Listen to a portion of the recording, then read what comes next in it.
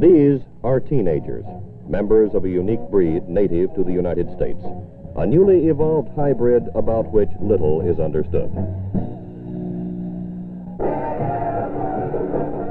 They come in all varieties, all colors, sizes, and shapes. They're tall and short, fat and thin, young and young, rich and poor.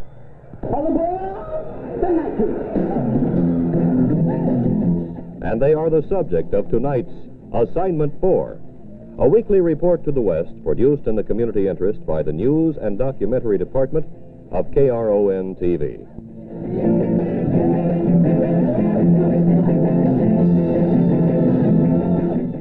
Tonight, a look at America's affluent teenager.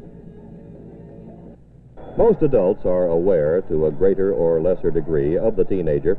They realize that he has his own world, with his own mores, styles, and language. But if the adult sphere in general has failed to understand the teenager, business and industry have not. Teenagers represent 12% of our population.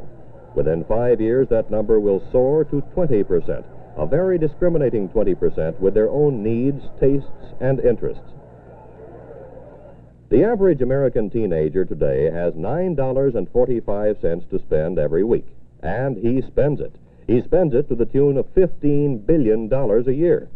The natural result has been the creation of industry that caters to the teenage market. In the past decade, the teenager has been exposed to literally thousands of new products. And when pursued this energetically, the quarry naturally becomes wary. But the hunter knows his game, and over the years has evolved a standard ritual used to introduce the teenager to a new product. The arcane rites often begin with a small, select, discriminating group, usually the social arbiters of the local high school set. Every phase of this initial exposure is critical and will be played out in a stylized manner as discernible as the structure of a Bach fugue.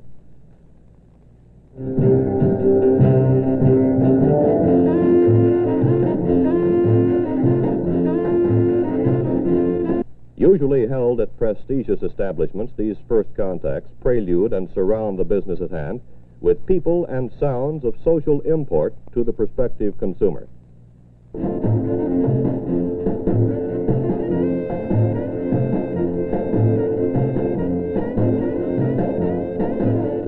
Amid the hoopla comes the product, a teenage discount book. Something new that's never been done before, and we are originating it here in San Francisco.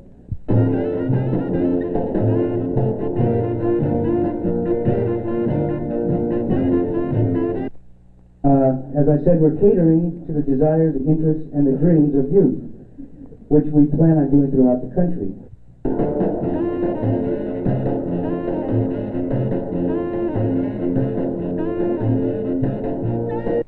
But as I said, it's the first time, and it's never been done before, and I'm quite sure that it's going to be a tremendous success because we are catering directly to the teenager.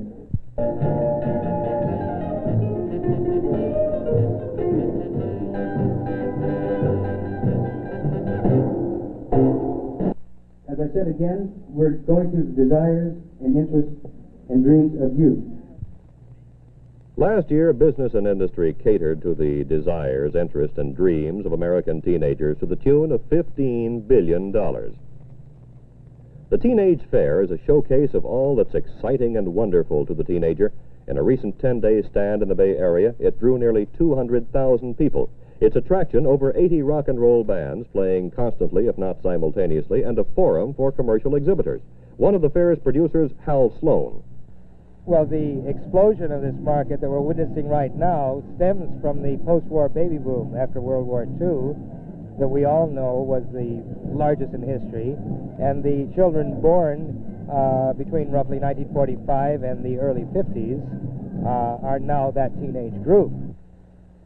The main thing is the tremendous amount of affluence that is accrued to this group. Now, whatever the reasons for it are, why parents may be a little more indulgent, or maybe it's just that there are so many more of them now, but the fact remains that they have so many more dollars to spend, and not only do they have more money themselves to spend, than ever before. But even more important is the influence that they have on family spending. In a moment, we'll see what this means to the businessman, the family, and the American teenager. As a matter of fact, it goes right along with a general lack of complete communication between teenager and adult. I think that any of us, if we inspected this carefully, would find out that about the time we leave the world of teendom, get into at least mid-20s, and can halfway be considered a mature adult, that even though we may try and think we understand, we really don't understand. We forget very soon exactly how we felt at that age.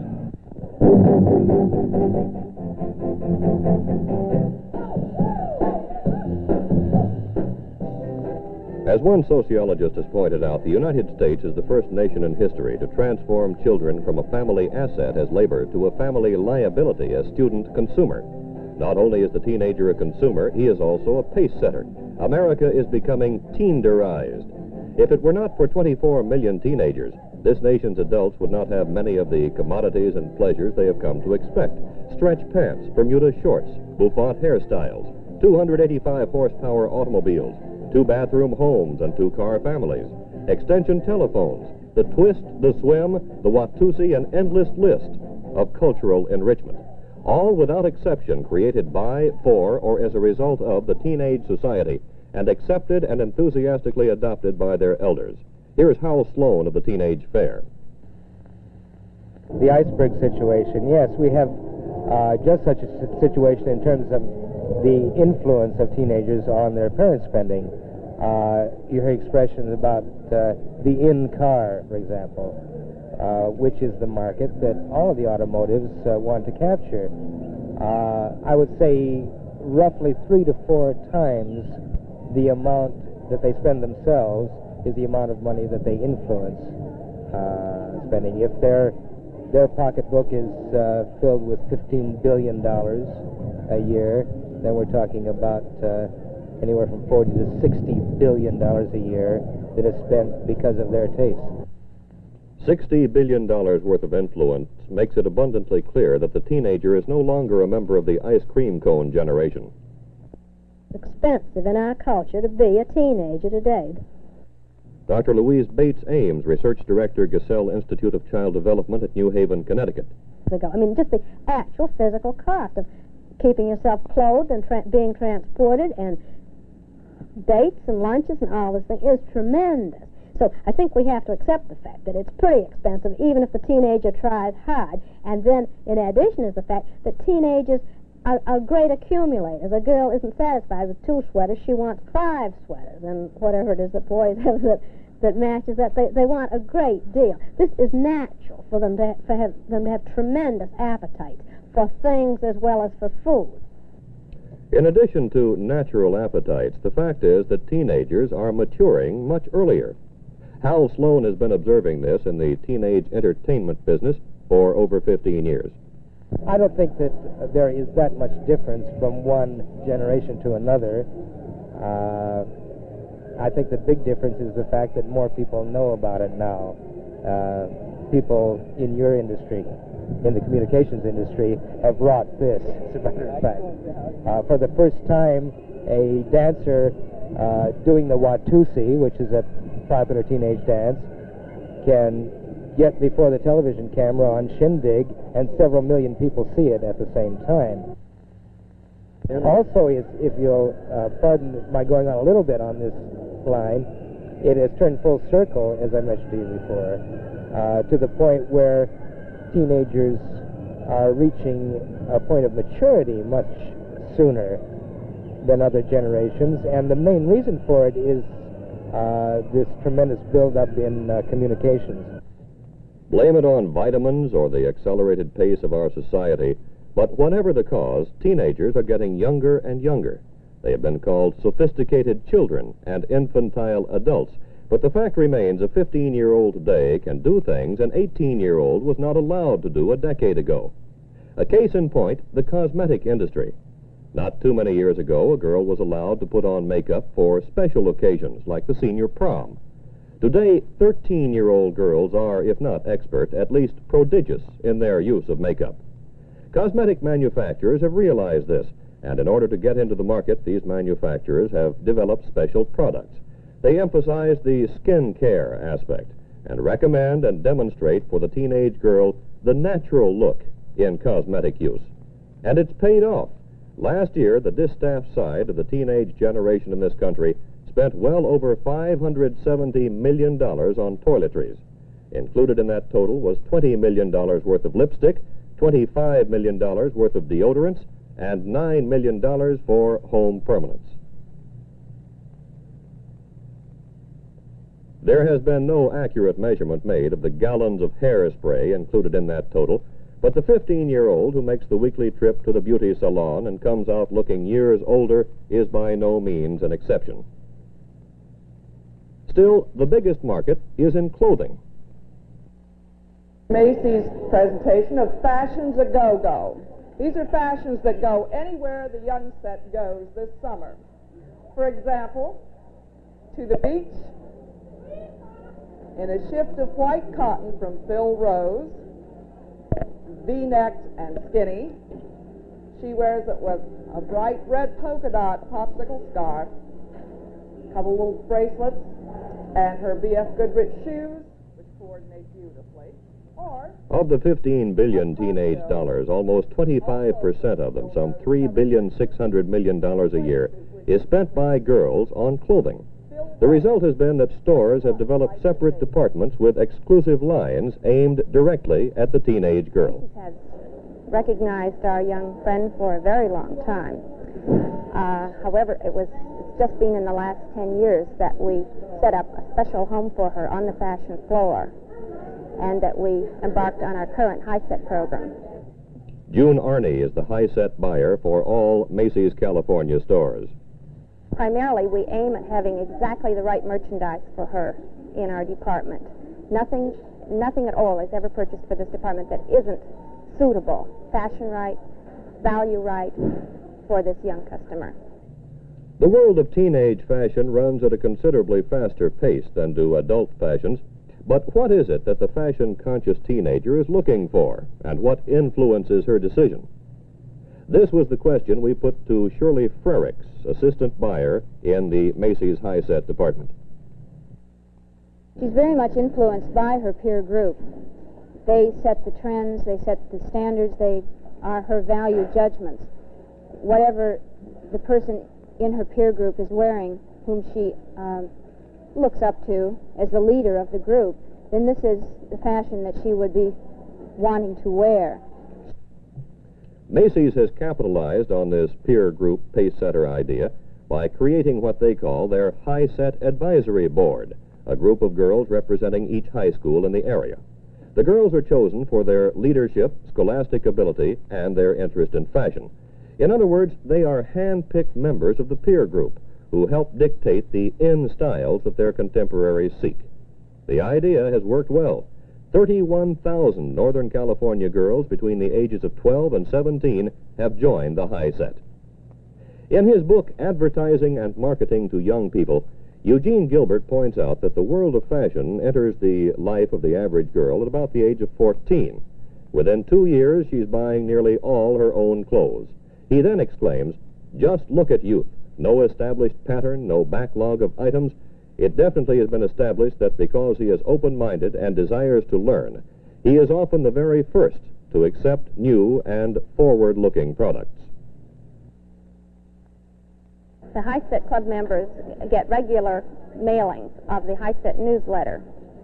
It contains fashion bulletins, it contains contest information, everything and anything that has to do with the high-set interests. The letter also gives the girls discount tickets to special events in the store. All of the high-set club members are entitled to charge accounts with their parents' approval, of course. Parental approval. How much does the parent have to say about a son's or daughter's spending habits? Again, Dr. Ames of the Gesell Institute. I would say that as far as money goes, this is one area where a parent does have a reasonably good control. The child isn't going to have more than you give him. He may make a lot of fuss about it and may make things unpleasant for you, but unless he's an earner, and the younger teenagers aren't, he really doesn't have large quantities of money to disperse unless you give it to him. The girl of today has her own money to spend. Shirley Frericks of Macy's. Her parents are more likely to let her go with her friends to see what she wants. They do an awful lot of browsing together. Depending on the amount of the purchase, the parent is consulted or not. Sometimes they're just given to use their best judgment, but more often than not, they come with other girls. Sometimes with their boyfriends, too, but not often with parents. As one sociologist put it, if you can buy as an adult, you are an adult. The teenage fair held at the San Mateo County Fairgrounds during this last spring school break points up very well the adult buying power of the modern teenager. Serenaded by rock and roll, nearly 200,000 Bay Area citizens, most of them presumably under the age of 20, were exposed to the latest word in fad and fashion. Much of what they choose to accept in their ever-changing world of taste will be assimilated by their parents. The dress or the bathing suit being modeled here today will be seen around town or on the beach this summer, on the daughter and on her mother. And note the shoes from B.F. Goodrich, girls. You'll want to know that they have colors that coordinate with practically... As one teenage fashion magazine puts it, this is not the world of the sweet by and by, but the much sweeter now and now. But business is not worrying too much about the by and by. That looks pretty sweet, too. Dr. Ames. I think it's sort of cheap and easy to blame the parents and to blame the culture if things are wrong. On the other hand, it is true that our present culture has a great madness for immediacy. We do want what we want right now. We don't wait to buy a house. We don't wait to buy a car. We get them right away and get them on time. And many parents push this over onto their children. They don't make the child save up for his bicycle. They don't make him wait for his car when he's in high school. They just don't make the child wait. A prime example here would be the automobile industry. The usual image in the adult's mind when he thinks of teenagers and cars is a hot rod, an old heap needing constant attention and devotion, or the family car for that Saturday night date. But if that's the case, why are the automobile manufacturers footing the cost of exhibiting their hottest and latest models at a teenage fair? That was the question we put to Hal Sloan. The thought is, do they expect to sell automobiles here? Hardly. But they realize two important facts. The first may be amazing to you, I don't know, but at this moment, about 20% of all automobile purchases in this country are made by teenagers. But beyond that, even if that is not the case, the progressive companies such as you see here realize that if not right this moment, most of these kids are about 5 minutes away, figuratively speaking, from buying their own automobiles. But when those figurative 5 minutes are passed, say in a literal 5 years, America's teenage population will have climbed from 12% of the total to 20%, from 24 million to 42 million. And as Grace and Fred Heckinger point out in their book, Teenage Tyranny, the implications of the increase in this nation's young population are important in terms of the rising influence of the most eloquent and the most readily listened to group, the teenagers.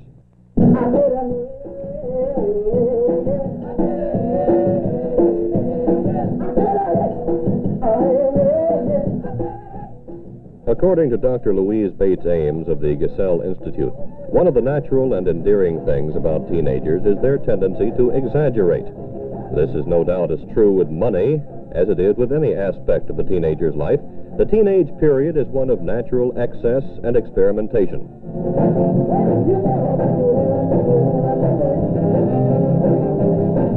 But this does not mean the teenager is gullible or uncertain about what he wants, at least in a material sense. Given these criteria, how does a merchandiser go about attracting this vocal, viable, and voluminous market? This was the question we put to Macy's of California teenage fashion buyer June Arney.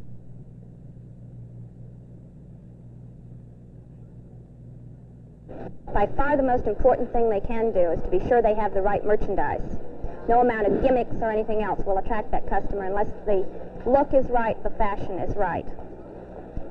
They go about it in different ways. One way is to take surveys and to go out and meet the customer and talk to her and ask her what she wants. And it's amazing how accurate many of these surveys have been. Many are working on national projects and national contests for which they're giving valuable prizes. Probably the most favored prize of all is a scholarship.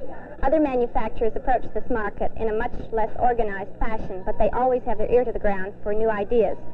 These are the people who know teenagers, talk to them, know what their latest favorite songs are, their favorite celebrities, the newest dance steps.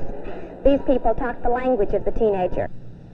Or as Hal Sloan told the San Francisco Advertising Club, don't talk to him at all, but get the other members of his group to talk to him for you. Because teenagers identify more with their group than with themselves. Probably the first industry to appeal to the group instead of the individual was the music business. Today, the group sound of teenage music has paid off. Since the early 50s, when the teen rock sound became predominant on many radio stations and most jukeboxes, music has come to be one of the most important things in a teenager's life. Last year, the teenage market accounted for 25% of the sales in the record industry. And when they're not buying or listening to records, they turn on the radio. For a deafening 2 to 4 hours a day, the average teenager has that transistor clutched to his or her ear. And when the music isn't playing, the DJ is selling and the teenager is buying. They're buying 35% of the movie theater tickets and influencing Hollywood. They're spending $1.5 billion a year on entertainment and making millionaires out of men hardly out of their teens themselves. Paul Anka, Elvis Presley, the Beatles. The list goes on and on and on. They create their own favorites, their own beauty queens, and style kings. The day of the 18-year-old girl buying her first formal for the senior prom is long gone. Today, advertising appeals to and persuades 14-year-olds to buy their hope chest now. Select the silver and china and get ready for the day when they meet the right boy. And that's not too far off either. We would like to add one final statistic to a program laden with statistics. The peak age of marriage for American women now stands at 18, and 1/3 of all first children in the United States are born to mothers aged 20 years or less. So American teenagers are not only getting younger, they're also getting older sooner.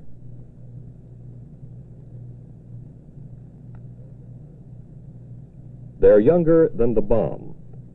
The very word teenager is contemporary with such terms as jet and astronaut and space age.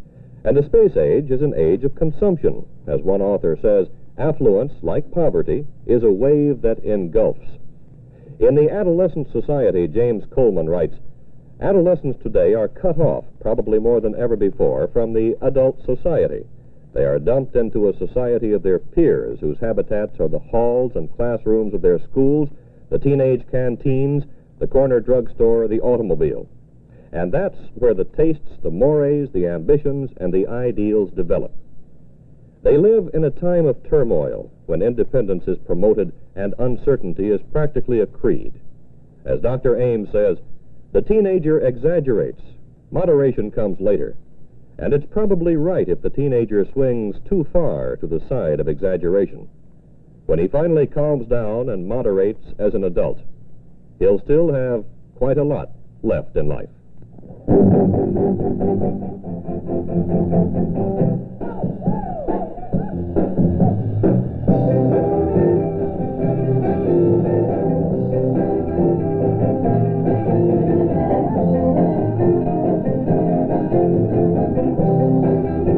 Assignment 4 is produced each week at this time in the community interest by the News and Documentary Department of KRON-TV.